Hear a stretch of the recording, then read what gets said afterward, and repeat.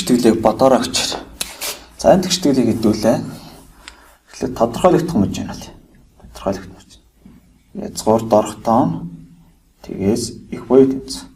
Эндээс x нь 2-оос их буй тэнцүү болно гэсэн. За тэгвэл энд бид нар шийдэн дотроос 2-оос бага байгаа шийдүүдийг хасъя.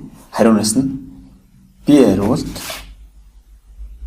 t хариулт x.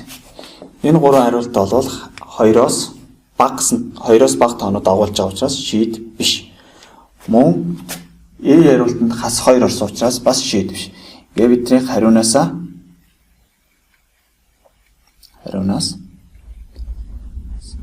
C хариулт байна гэж болж байна. За хэдүүлээ бодож үзье. За 2 юмны үржүүр тэг байхын тулд үржигдэхүүн тус бүр тэгтэй байх хэрэгтэй. Мөн язгуур дорох энэ маань тэг байх хэрэгтэй. Эндээс x тэнцүү хасах 3 гарч ирнэ. Эндээс x тэнцүү нэмэх 2 гэж. Тэгтэл энэ тодорхойлогдох мож маань ямар байгаа вэ гэхээр x нь 2-оос их гэж байна. Тэгвэл бидний шийд маань x тэнцүү 2 гэсэн царгаанц шийдтэй байна.